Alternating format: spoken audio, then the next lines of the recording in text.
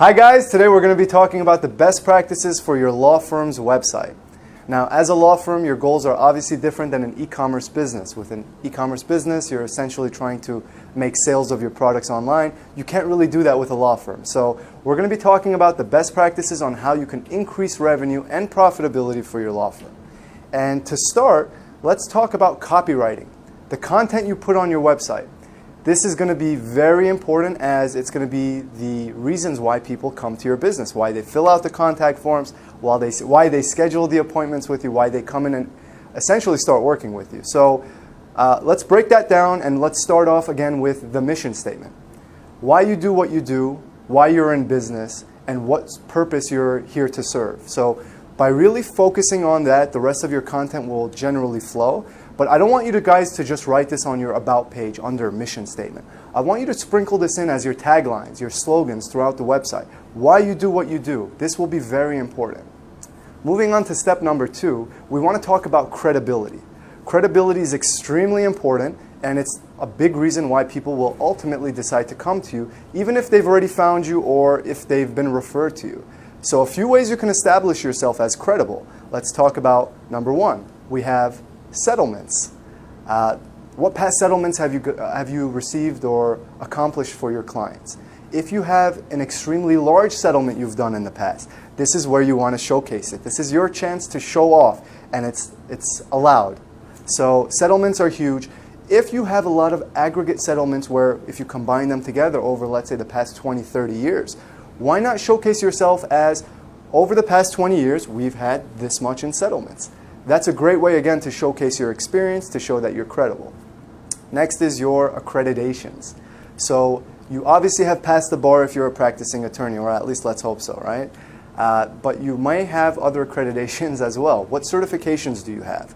Did you take a class on negotiating before? Have you taken any other specific skill training classes? This is, again, where you want to showcase your skill set, what you're good at, what you guys do. And the third part of credibility is going to be awards. So there are a lot of awards that attorneys and law firms receive. For example, we have AVO. AVO has been giving out awards for a few years now. And although this is an arbitrary third-party review website, an award from them is important, and it's a good way to establish yourself as credible with your clients. Another award you might have received in the past is Super Lawyer Awards. These are another form of credibility for you to showcase. And anything else that you can think of. But moving on to the last part of establishing yourself as credible. And this is actually my favorite because I've seen it work, and it's a service we offer through reputation management. But reviews, online reviews, this is huge. We talk about this all the time. So let's talk about the different online reviews that you can get. You have Yelp, you have Google reviews, you have Facebook reviews, you also have AVO reviews. AVO is a huge place for people who are searching for attorneys to look for reviews. Now, if they're on your website, we can easily copy-paste or take images of these reviews, or even install something that pulls these reviews to your website.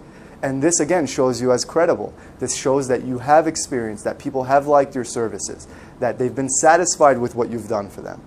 All right? So moving on to our next point from credibility, those are some great points you can use on your website now as far as your copyright. Let's talk about who you are and how you operate. So one thing that will always make you unique from all the other attorneys, because God knows there's a lot of them, is who you are, the way you operate, how you do things differently. So why did you become an attorney? If it was because you used to watch Perry Mason movies back in the day, the TV series, and that inspired you to want to bring justice to the world, or for whatever reason wanting to investigate and find out, if that's what had originally inspired you, let's talk about that.